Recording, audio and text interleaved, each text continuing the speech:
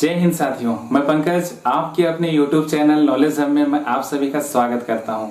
जैसे कि मैं आप लोगों को हमेशा कहता हूं कि मेरे चैनल के प्लेलिस्ट में जाइएगा तो आपको मैथ्स के बहुत सारे चैप्टर्स देखने को मिलेंगे, लेकिन वे जिस पार्ट तक बने हुए हैं वे मिनिमम है। मैं उसे time to time up to date करता रहूंगा। ओके, आज हम लोग फिर एक नया चैप्टर पढ़ने के लिए जा रहे हैं, एक नया अध्याय पढ़ने के लिए जा रहे हैं और उस अध्याय का नाम है बट्टा छूट, या इंग्लिश में बोले तो डिस्काउंट। ठीक है, तो सबसे पहले हम लोग बट्टा छूट डिस्काउंट का बेसिक को समझते हैं। कुछ सवाल हैं मेरे पास, लेकिन सबसे पहले बेसिक समझते हैं। उसके बाद कुछ ऐसे सवाल हैं जो एग्जाम में हमेशा पूछे जाते हैं और आने वाले समय में भी हमेशा पूछे जाएंगे। ठीक है, तो आइए बात करते हैं डिस्काउंट के बारे में, कुछ बेसिक को समझते हैं इस चैप्टर का।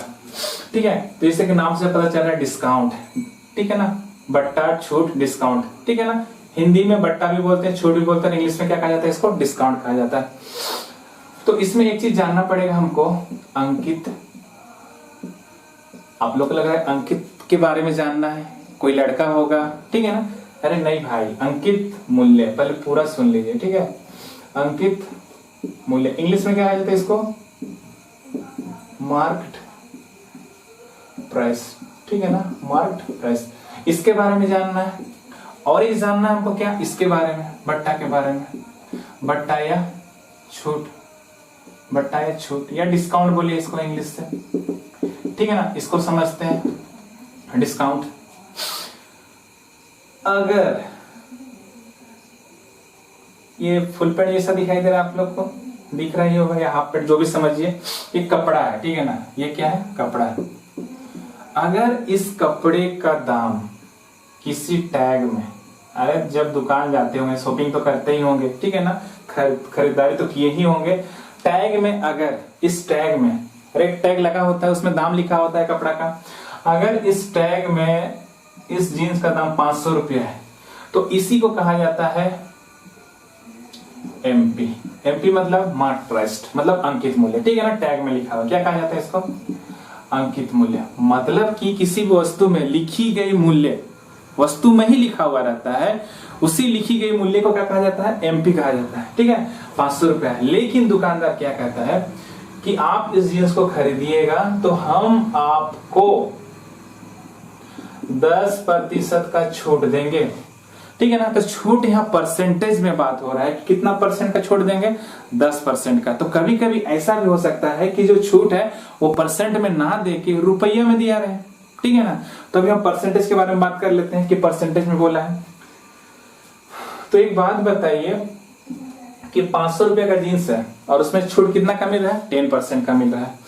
तो क्या हम छूट का रुपया निकाल लेंगे, छूट का रुपया मतलब रुपया में कितना होगा छूट, तो 500 का अगर हम 10% करते हैं दोस्त, तो 500 गुना 10 बटे कितना हो जाएगा, 100, ये कट जाएगा। छूट कितना आ गया, 50 रुपया। जब कभी भी हमको छूट का रुपया निकालना रहेगा तो हम किस पे निकालेंगे, हमेशा अंकित मूल्य पर ही निकालेंगे। ये चीज को हमेशा आप गांठ बांध करके याद कर लीजिए। जब कभी भी हमको छूट का प्रतिशत दिया हुआ है और हमको छूट निकालना है तो छूट का परसेंट हमेशा अंकित मूल्य पर होता है। यह छूट का रुपया बोलिए या परसेंट में बोलिए, हमेशा और हमेशा अंकित मूल्य एमपी पर ही छूट परसेंट निकाला जाता है या छूट माइनस किया जाता है, किस पे, अंकित मूल्य पर। तो मेरा कितना निकल जाएगा छूट, 50 रुपये। ठीक है ना, नोट कर लिए, छूट प्रतिशत हमेशा अंकित मूल्य पर ही निकाला जाता है, जो कि हम निकाल लेंगे। अंकित मूल्य कितना था, 500 का 10%, तो छूट मेरा कितना निकला, 50 रुपया। क्लियर। तो अगर ये दुकानदार हमको बेच रहा है तो उसके लिए तो सेलिंग प्राइस होगा। बोलिए, इस कपड़ा को, इस पैंट को, ये जीन्स को दुकानदार वो बेच दिया तो दुकानदार की तरफ से वो क्या होगा, सेलिंग प्राइस होगा।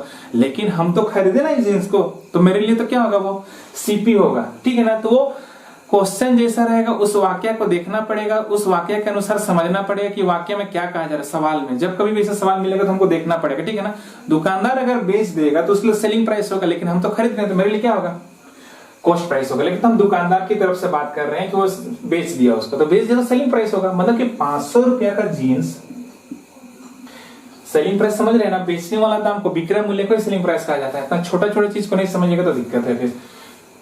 तो 50 रुपए छोड़ेगा वो, अरे परसेंटेज में तो 10% था, लेकिन जब हम रुपया में निकाले तो कितना निकला 50 रुपए। मतलब 500 रुपया में वो कितना छोड़ेगा 50 रुपए छोड़ेगा, तो कितना हो जाएगा बताइए 450 रुपये। ठीक है ना। कहने का मतलब इस जीन्स का दाम फाइनल इन द एंड कितना में मिलेगा हमको 450 रुपया में। आया बात समझ में, आया कि नहीं आया। इसमें एक वाक्य हमेशा याद करके रखिए, जब कभी हमको छूट का परसेंट या छूट निकालना रहेगा तो हमेशा और हमेशा हमको अंकित मूल्य पर ही निकालना पड़ता है। ठीक है। और मार्क प्राइस हमेशा वस्तु पर लिखी हुई रहती है, छपी हुई रहती है। ओके, आइए कुछ और बात करते हैं, इसी के बारे में बात करते हैं। ठीक है ना। तो ये एक तरीका ये हो गया। अगर हम चाहते हैं, हम तो अलग अलग निकालें, पहला छूट निकाले, दूसरा बात हम सेलिंग प्राइस निकाले। अगर हम चाहते हैं कि इसको हम डायरेक्ट बनाएं तो हम कैसे बनाएंगे, मिटा देते हैं। ना समझ में आ गया होगा आपको कि लिखी हुई छपी हुई दाम ही क्या कहलाती है, मार्क प्राइस कहलाती है। और छपी हुई मूल्य, अंकित मूल्य एमपी पर ही क्या दिया जाता है, छूट परसेंट, या छूट को माइनस किया जाता है। अगर रुपया में रहेगा तो हमेशा अंकित मूल्य पर से ही माइनस करेंगे। ठीक है।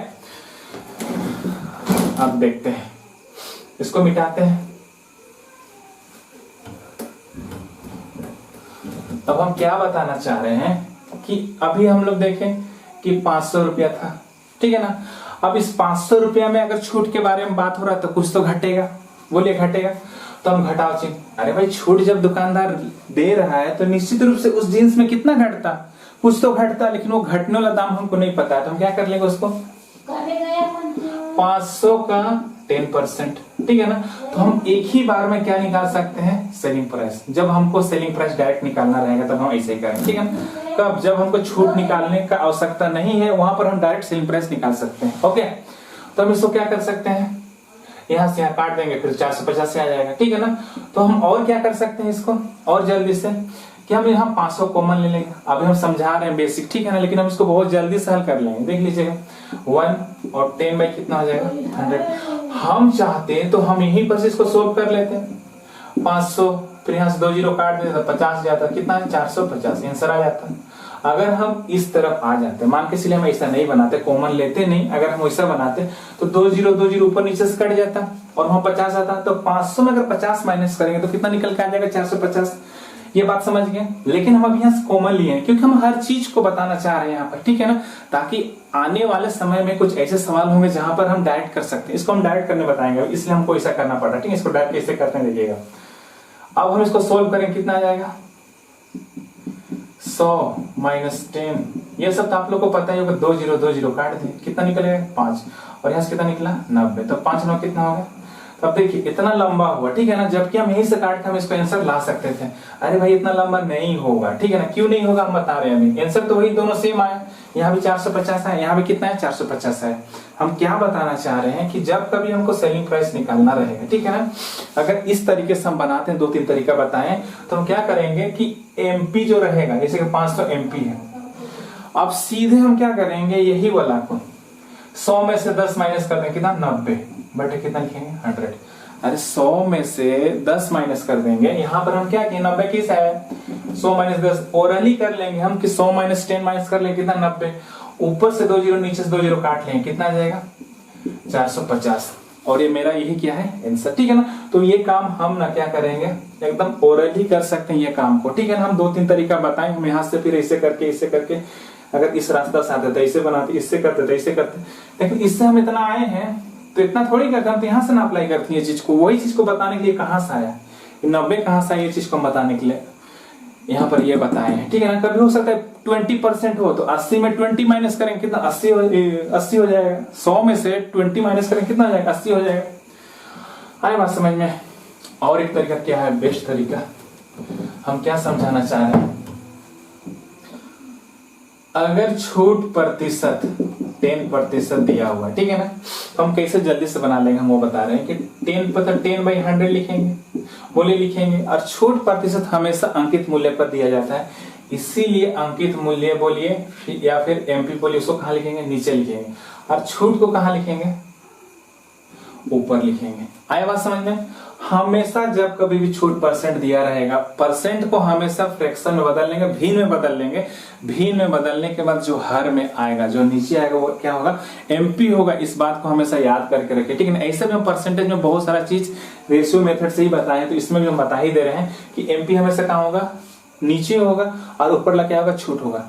तो एक बात बताइए कि 100 में से अगर 10 का छूट हो जाएगा तो कितना बिक जाएगा, वो 90 में बिक जाएगा। अरे 10 में से सॉरी 100 में से 10 माइनस कर लेंगे। 10 माइनस इसलिए करेंगे क्योंकि अंकित मूल्य पर 10 का छूट हो रहा है, तो कितना हो जाएगा, 90 हो जाएगा। जबकि मेरे पास अभी जीन्स का दाम कितना था, 500 रुपया था। 100 रुपया नहीं है तो अपना माना हुआ यूनिट है, जबकि सवाल में हम अभी देखें जीन्स का दाम कितना, 500 लिखे थे। इससे कितना गुना होगा, 5 गुना होगा। उसी प्रकार से सेलिंग प्राइस भी कितना गुना होगा, 5 गुना। और कितना निकल के आ जाएगा, 450 निकल के आ जाएगा, ठीक है ना। ये बात समझिए आप लोग कि हम क्या समझाना चाह रहे थे कि छूट परसेंट जब कभी दिया रहेगा तो उसको फ्रैक्शन में चेंज लेंगे, परसेंटेज हटा लेंगे तो नीचे वाला एमपी ऊपर वाला छूट को रिप्रेजेंट करेगा। फिर एमपी में से छूट को माइनस करेंगे तो सेलिंग प्राइस होगा बेचने वाले के लिए, और जो खरीदेगा उसके लिए क्या होगा, वो कॉस्ट प्राइस होगा। तो हम बेचने वाले को लेके यहाँ समझा रहे हैं कि उसके लिए सेलिंग प्राइस, तो 90 रुपए में बेच रहे हैं वो, जबकि मेरे पास एमपी अभी जींस का दाम कितना था, 500 था। तो चेंज होता रहेगा, एमपी हुआ, ठीक है ना। एमपी सब चेंज होता हुआ रहेगा। अभी तो हम 500 मान, इसलिए 500 लेके समझा दिए यहाँ पर कि 450 हम कितना तरीका से लाएं, अभी आप लोग देखें, ठीक है। 2 3 4 5 3-4 तरीका हम लोग देखेंगे हम लोग किस प्रकार से एसपी निकालें। ओके, अब कुछ सवाल है मेरे पास, उसको देखते हैं।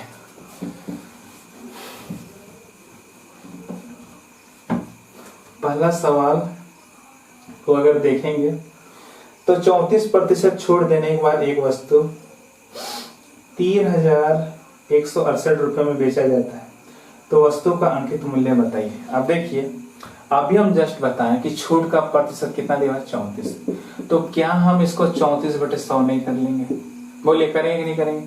अगर आप चाहते हैं इसको काटना तो काट लीजिए, 2 1 2 2 7 14, फिर 2 5 10, बोलिए 17 बटे कितना आ गया, 50 आ गया। लेकिन एक बात बताइए, चाहेंगे तो हम काट सकते हैं, नहीं चाहेंगे तो भी हम नहीं चाहेंगे तो नहीं काटेंगे, फिर भी बन जाएगा। तो ये मेरा एमपी है और ये मेरा छूट है, तो 50 में अगर 17 छोड़ भी दें तो मेरे पास कितना बच जाएगा दोस्त, 17 में छोड़ देंगे तो 33, बोलिए। अरे 50 में से 17 माइनस करेंगे तो 33 आएगा कि नहीं आएगा। क्यों माइनस करेंगे, क्योंकि एमपी में छूट को क्या किया जाता है, माइनस किया जाता है। तो माइनस किया तो कितना निकल के आ गया, 33 निकल के आ गया। और 33 मेरा क्या है, सेलिंग प्राइस है दुकानदार की तरफ से। जबकि सेलिंग प्राइस यहाँ पर कितना दिया हुआ है, सेलिंग प्राइस यहाँ पर दिया हुआ है 3,168, बोलिए दिया हुआ है 3,168, और हमको कितना निकालना है, 50 निकालना है। तो क्या हम इसको 3 से पहले काट लेते हैं, 3 1 3 3 1 3, 3 दाहिने 30, 3 5 15, 3 6 18, बोलिए होगा। क्या हम इसको 11 से काट सकते हैं, 11 1 11, 11 9 99। एक बात बताइए, 11 9 99 और उधर 105 है, तो फिर 11 6 कितना हो जाएगा, 66 हो जाएगा। और हमको 33 को 3,168 लिखे थे, फिर 11 आया, फिर एक का वैल्यू कितना आ गया, 96 आ गया। तो अब हम इसको 50 आराम से बना सकते हैं दोस्त। 50 से इधर भी गुना कर देंगे, 50 से इधर भी गुना कर देंगे, कितना आ जाएगा, 50 का 50, और इधर कितना आ जाएगा, 5 6 30, 5 9 45 और 3 48, और एक जीरो इसका, मतलब कि 50 का वैल्यू कितना निकल के आ गया, 4800, और मेरा क्या हो जाएगा, यही आंसर। ठीक है ना। आप दूसरा तरीका से बना सकते हैं, हम रेशियो मेथड से बताएं तो ऐसे बना लीजिए आप, ठीक है ना। जो भिन्न में है उसको हम काट लिए, आप नहीं भी काटिएगा तो भी वो करना ही पड़ेगा ये सब, ठीक है ना। तो हम क्या बताया था, और एक तरीका कि डायरेक्ट सेलिंग प्राइस, अभी गिवन है सेलिंग प्राइस कितना है, 3,168 सेलिंग प्राइस। तो उसमें क्या करना पड़ता है कि एमपी से 100 माइनस 34 डिवाइडेड बाय कितना करना पड़ता है, 100, बोल यही करना पड़ता है। तो फिर एमपी लिखते हैं, फिर 100 में से 6 आ जाता है यहाँ पर, 9 में से फिर 6 आ जाता है, बटे कितना लिखते हैं हम, 100। फिर अगर हम इसको कट करते हैं, ठीक है ना, मान के चलिए 6 का 6 6 का 6 6 5 30, 6 दूनी 12, 6 दूनी 12 हुआ, फिर यहाँ पर कितना बच जाता, 28, तो 6 8 48, बोलिए इतना होता। फिर अगर हम क्या इसको 11 से कट करते हैं, 11 चौके 44, 11 8 28, फिर तिरछा गुना करते हैं तो कितना आ जाता, 4800। एमपी मेरा कितना निकल के आ जाता, 4800। तो हम ऐसे भी बना सकते थे, ठीक है ना। लेकिन अब रेशियो मेथड से भी आप लोग को समझा दिया, आप ऐसे भी बना सकते हैं कि एमपी में से ही क्या होता है, छूट होता है। तो हम छूट यहाँ माइनस कर लिए बटे 100, फिर कट कर लिए तो कितना निकल के, इधर 48, इधर 1/100 है, तो क्रॉस मल्टीप्लाई होगा। तो क्रॉस मल्टीप्लाई हुआ तो कितना निकल के आया मेरे पास, 4800। ठीक है, आया बात समझ में। पेन ढूंढ रहे, मिल नहीं रहा है।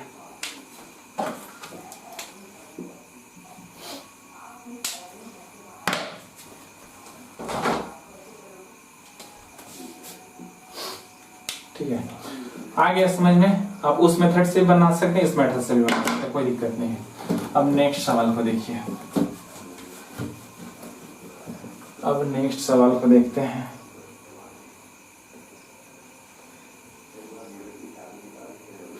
एक दुकानदार अपनी वस्तुओं के अंकित मूल्य पर 20% की छूट देता है, जिस वस्तु के लिए 740 रुपए वसूलता है। मतलब कि 740 रुपए में बेचता है, उस वस्तु का अंकित मूल्य ज्ञात है, वही चीज है। अब बताएं किस तरीके से बताएं। तो 20% बोलेंगे तो 20 बटे कितना लिखेंगे, 100 लिखेंगे। तो 100 में से अगर 20 माइनस, ये एमपी हो जाता है अभी बताएं, और ये क्या हो जाता है मेरे, छूट हो जाता है। तो 100 में से 20 में कितना हो जाए, 80। चाहते तो हम इसको काट सकते हैं, नहीं काटे हम। तो 80 मेरा क्या होगा, सेलिंग प्राइस। सेलिंग प्राइस यहाँ पर कितना दिया हुआ है, 740। ठीक है ना, और हमको 100 निकालना है। तो यहाँ पर 8 एक 8 कर लेंगे, 8 9 72, 8 9 कितना हुआ, 72 हुआ। और यहाँ 74 है, तो 8 दूनी 16, 8 25 40। तो मतलब कि 10 का वैल्यू 92.5 आ गया। ठीक है ना, हम काट दिए, चाहते तो हम 4 से भी काट सकते थे पॉइंट में, कोई नहीं, कोई बात नहीं। अगर क्या हम इसको 10 से गुना कर देंगे, इसको भी हम कितना से गुना कर देंगे, 10 से, तो कितना आ जाएगा यहाँ पर, 100 आ जाएगा। अगर हम इसको 10 से गुना करेंगे 9250 आ जाएगा, और एक जीरो के बाद क्या आएगा, पॉइंट लगेगा। तो 100 का वैल्यू, और 100 ही मेरा क्या है यहाँ पर, एमपी है, और एमपी का वैल्यू कितना निकल गया, 925, और यही क्या हो जाएगा आंसर। या फिर हम जैसा बताएं अभी कि सेलिंग प्राइस हमेशा किस पे, एमपी पे छूट जाएगा, एमपी। ठीक है ना, तो एमपी पे कितना का छूट मिल रहा है, 100 माइनस 20, 80 बटे कितना लिखेंगे, 100, बोलिए लिखेंगे। और यहाँ पर मेरा सेलिंग प्राइस दिया हुआ है, कितना दिया है, 740। तो वही चीज आ जाएगा घूम फिर के, ठीक है ना, वही चीज आ जाएगा। यहाँ से एक जीरो, यहाँ से एक जीरो काट दिए, ठीक है ना। अगर हम 4 दूनी 8 करते हैं, और 4 एक 4, 5 6 7, या 2 से काट, 2 चौके 8 कर देते हैं, इसको 2 3 6, 2 7 14, फिर इसको काट दिए, 4 2 8, 4 5 25 आ गए। अब तो क्रॉस मल्टीप्लाई होगा, और एमपी को तो लिखने हम भूल जा रहे हैं, एमपी तो है साथ में, ठीक है ना, इसको आगे लिखते हैं लेकिन हम इसको पीछे लिखने, कोई बात नहीं। 25 7, अरे 25 5 125, 25 7 कितना था, 25 6 कितना होता है, 25 चौके 100 होता है, 25 5 125 होता है, 25 6 कितना होता है, 150, 25 7 कितना, 175। तो 175 में हम कितना निकले हैं, 5 निकले, 25 दिया 75, और 17 कितना निकल के आ जाएगा, 92, कितना निकल के आ जाएगा, 92। ठीक है ना, 75 और 17 कितना आ जाएगा, 92, और प्लस 5 तो था, तो 925 निकल के आ गया मेरा क्या, एमपी। ठीक है ना, तो हम ऐसे बनाए या फिर रेशियो मेथड से बनाए, बात बराबर है। ठीक है, अब हम इसको अगला क्वेश्चन को देखते हैं।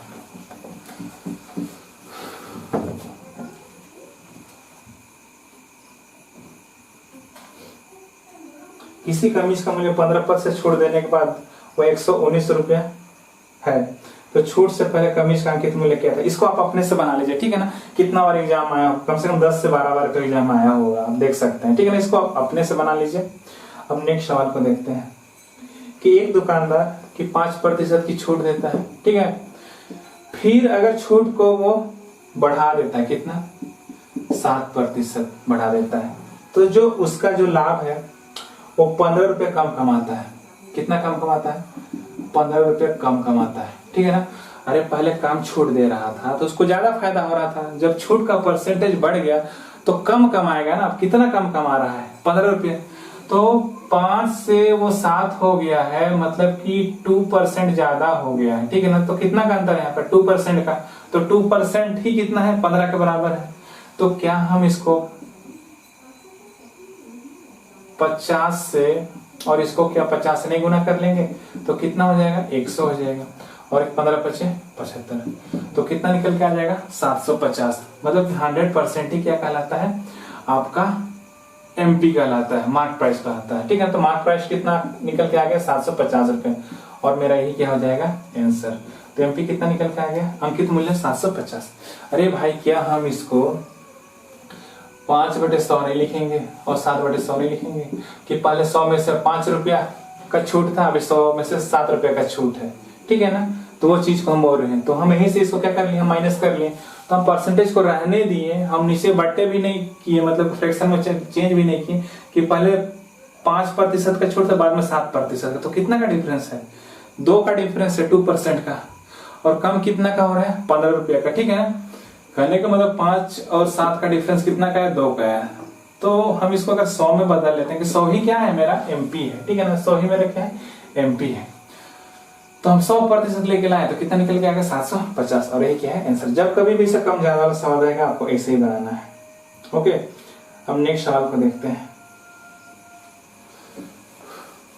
इसको हम चाहेंगे तो दूसरा तरीके से बना सकते हैं, लेकिन मेरे दिमाग में यही था तो हम इसी को पहले अप्लाई कर दिए। ठीक है, अब इसको देखिए कि एक दुकानदार माल का दाम 60% अधिक रखकर 25% छूट देता है। यदि क्रय मूल्य 1600 रुपया हो तो बिक्री मूल्य क्या होगा। क्रय मूल्य 1600 रुपया हो तो दाम कितना बढ़ा के रखा, वो 60%, और कितना का छूट दे रहा है वो 25% का छूट दे रहा है। ठीक है ना, ये छूट है, और बढ़ा के कितना रखा है 60%, मतलब जो दाम है उससे कितना बढ़ा के रखा है 60%। तो हम बोल सकते हैं कि सीपी मेरे पास नहीं है दोस्त, तो अगर हम सीपी को 100 मानते हैं और 100 अगर 60% बढ़ेगा, तो एक बात बताइए कि 100 को 60% बढ़ा कर रखेंगे तो एमपी मेरा कितना हो जाएगा 160 होगा। अरे सीपी मेरे पास कितना था 100 था, तो 100 का 60% कितना तो 60 ना होगा, 100 का 60% 60 ही होगा, और 60 होगा तो 60 को बढ़ा के रखना है, मतलब कि 100 में से 60 बढ़ के रहेगा, तो 100 + 60 कितना हो जाएगा 160 हो जाएगा। तो एमपी हम कितना मान ले, ओरली करना है सबको। ठीक है ना, 100 अगर हम मान लेते हैं कि सीपी 100 है और बढ़ा के रखना है तो एमपी कितना हो जाएगा 160 हो जाएगा। अब इसी में से हमको कितना का छूट देना है 25% का। ठीक है ना, तो 25% का अगर हम देते हैं किसमें 160 में, देखिए यहाँ पर कट रहा है, अगर नहीं कटता तो हम एक 0 यहाँ बढ़ा लेते हैं, एक 0 यहाँ बढ़ा लेते हैं, तो कोई बात नहीं दोस्त। तो हम यहाँ पर 25 बटे कितना लिख लेंगे 100, तो उससे क्या होगा ना 25 का 25, 25 चौके 100, और यहाँ कितना निकल के आ जाएगा 4 चौके 16, मतलब कितना निकल के आ गया 40। कहने का मतलब 40 का क्या मिल रहा है, छूट मिल रहा है। तो क्या हम इसको डायरेक्ट 40 घटा के 120 नहीं लिख सकते हैं, बोले लिख सकते हैं कि नहीं लिख सकते हैं। तो मेरा जो सेलिंग प्राइस निकल के आया छूट देने के बाद, छूट देने के बाद कितना निकल के आ गया 120 निकल के आ गया। अरे 160 में से अगर हम 25% निकाले 60, ये क्या निकला 40 का निकला, छूट निकला। तो छूट को हम माइनस कर लिए 160 में से 40, और जो 120 निकल गया 160 में से 40 माइनस करें कितना निकल गया 120, और 120 ही मेरे क्या है सेलिंग प्राइस है। तो मेरा सीपी निकल गया, एमपी निकल गया, और मेरे पास क्या निकल गया एसपी निकल गया। इसमें से कोई हमको दिया हुआ जरूर होगा, क्या दिया हुआ है क्रय मूल्य दिया हुआ है। तो क्रय मूल्य मेरे पास कितना है दोस्त 1600 है, यहाँ 100 यहाँ 1600 है, तो इसको कितना गुना होगा 16 गुना होगा। और हमको क्या निकालना है यहाँ पर, हमको निकालना है यहाँ पर बिक्री मूल्य। तो बिक्री मूल्य मेरा 120 है, तो क्या हम बोलेंगे इसका 16 गुना नहीं होगा, 16 दूना 32, 16 का 16 और 3 19, तो कितना निकल के आ जाएगा 19 20, और यही क्या हो जाएगा आंसर। आप लोग समझे बात को, हम 100 मान लिए बढ़ा के 160 हो गया। अरे 100 का 60% 60 होगा, फिर बढ़ा के रख देंगे कितना 160 हो जाएगा, फिर इस पे हम छूट भी दे दिए 160 पे, तो कितना निकल के आएगा 40, फिर 40 160 में से 40 माइनस किया तो कितना निकल के आ गया मेरा सेलिंग प्राइस 120। तो एक बात बताइए कि सीपी का वैल्यू 16 से इसका 16 गुना हो जाएगा, तो एसपी का वैल्यू भी कितना गुना होगा 16 गुना होगा। ठीक है, और तरीका हो सकता था, लेकिन हमको ये ज्यादा मतलब कि जो ये हम सोचे हम उस हिसाब से बना लिया, आप लोग देख लीजिएगा इसको। ठीक है, अब नेक्स्ट सवाल को देखिए। रवि किसी वस्तु को उसके अंकित मूल्य पर 25% भट्टे के साथ खरीदता है, खरीद लिया 25% भट्टा छूट के साथ, उससे 660 रुपए में बेचकर उस पर 10% लाभ अर्जित करता है, तो वस्तु का अंकित मूल्य ज्ञात करें। तो मतलब 10% क्या प्राप्त कर रहा हो, लाभ प्राप्त कर रहा है, ठीक है ना। क्या है ये, लाभ है। तो क्या हम 10/100 लिख सकते हैं, मतलब कि मेरा जो सीपी होगा वो कितना 100 है और उस पर कितना का लाभ है, 10 है, ठीक है ना। आप लोग लाभ हानि में जाकर देखिएगा, परसेंटेज में जाकर देखिएगा, तो हम यही तरीका अपनाए हैं।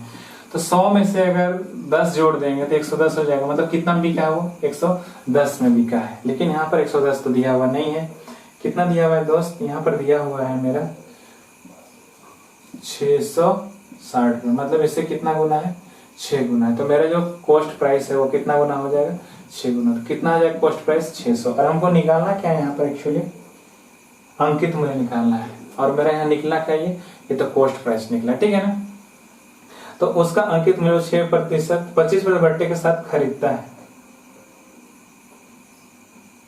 तो अंकित मूल्य पर एमपी पर अगर आप 100 - 25 कर देंगे, ठीक है ना, और उसको कितना में खरीदा है, 600 रुपये में खरीदा है। यही तो बोल रहा है, कितना में खरीदा है, 600।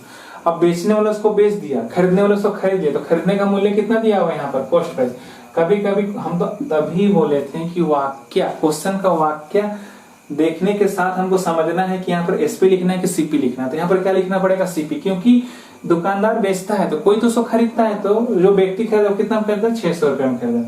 तो क्या हम इसको एमपी गुना 75/100 लिख सकते हैं, बराबर कितना, 600। तो 25 दिया 75, 25 चौक 100, 3 दूनी कितना आ जाएगा, 600। बोलिए होगा।